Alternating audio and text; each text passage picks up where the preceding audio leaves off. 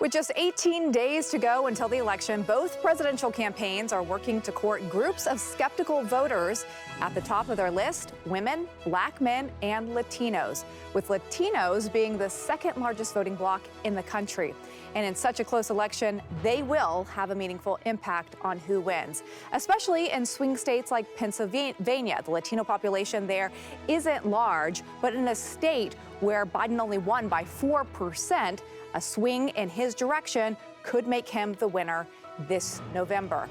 That's according to the New York Times. And considering this fresh polling from the Hispanic Federation and Latino Victory Foundation, 71% of Latino voters say they do plan to vote in this election. So it highlights why both Donald Trump and Kamala Harris are targeting this very important group. Earlier, I spoke with the CEO of the Hispanic Federation, Frankie Miranda, who is organizing new polling that came out this week, specifically on the 7 battleground states. Listen. Frankie, it's so great to see you. Thanks for being here with us and sharing this polling with us. It just came out this week. You know, what really stood out to you about the numbers that you received? Well, Lindsay, last time that we spoke, we were talking about the enthusiasm in our community about the new reality of the race. However, many people started feeling that that was going to sizzle, that was not going to last. And this poll, as you said, the most comprehensive poll on Latino voters, tells us that Latinos continue to be interested and the enthusiasm is pretty high, especially in 18 to 29, females and Spanish language households. Wow. And last time we spoke was at the DNC, when obviously there was so much excitement about Kamala Harris coming to the top of the ticket. Your polling showed that she has driven some of that enthusiasm up, but it also showed the number one issue for Latino voters is the cost of living and inflation, which it is most of the electorate as well. But that showed 60% of the respondents said this is the issue for them. Which candidate do they feel like can address this issue the best? Well, when we're talking to when we did the poll and we're talking to voters, pocketbook issues continues to be on the top of the concerns.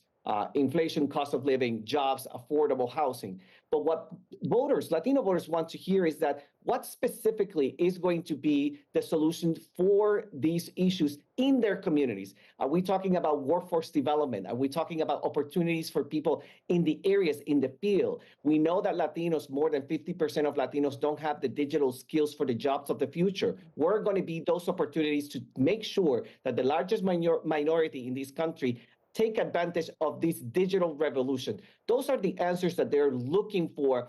And so far, what the poll indicates is that right now, VP Harris is coming as the leading candidate for Latinos. When we spoke in August, it was 59 Harris, 35% for ex-President Trump, and now it's 62% and 34 for Mr. Trump, with a 20-point percentage lead for VP Harris. So we're seeing that she, at that time, needed to reintroduce herself as the candidate, but now we see more and more that Latinos are continuing to embrace her and seeing that she's offering concrete policy solutions to their communities.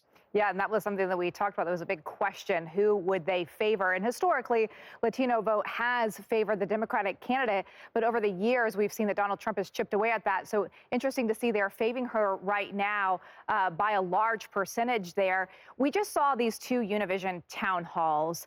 How are voters responding to that they have these town halls specifically speaking to them? What we feel is that this should have happened earlier. They have noticed that many polls and many people were favoring visiting other communities and targeting different segments of the voting bloc. But then suddenly is the question, what Latinos are going to do? And especially in places like Pennsylvania and in many of the swing states, that voting bloc is going to make a huge difference. And this poll provides a lot of information about what is happening in each one of these states and where are the opportunities. This is great for organizations that are doing the work on the ground of knocking on doors, talking to voters, and in making sure that they are engaged, but also for candidates. This is the opportunity to really see, it's like, oh, Latinos are not just a one single issue kind of voters. We have been talking too much about immigration, but they want to hear more solutions, including in the economy, including in reproductive rights, in gun control, and many other. So this is a great opportunity in the last few days to be able to engage on real solutions. Latinos are tired of the noise. Please provide the real solutions for our community. Let's talk a little bit about that, where the gains may be, Frankie, because we just saw this week that the vice president actually came out with an economic plan specifically towards Black men and another one towards rural voters. Because Latinos are the second largest voting bloc, should she be coming up with something specific to your community and Trump for that matter, too? Absolutely, absolutely. This is the moment. They will be missing out on this opportunity, not paying attention to economic issues, cater specifically to our communities. And remember, Lindsay, we talked before, it is not the same to talk to Latinos in New York, Florida, Georgia, Nevada, California. Let's make sure that there is culturally competent, linguistically competent approach to all of these questions. Specifically in our poll, we asked the questions and we decouple things like the border versus immigration reform. There are very different answers when you talk about that. And specifically in the economy, they need to come up with real solutions and talking about what exactly is what our community needs. It's so important to point that out, that the Latino vote is not a monolith there. And you specifically focused on these swing states. It's so important to see your new polling. So thank you, Frankie, for being here with us today to share that. Hope to see you again before the election. Good luck until then.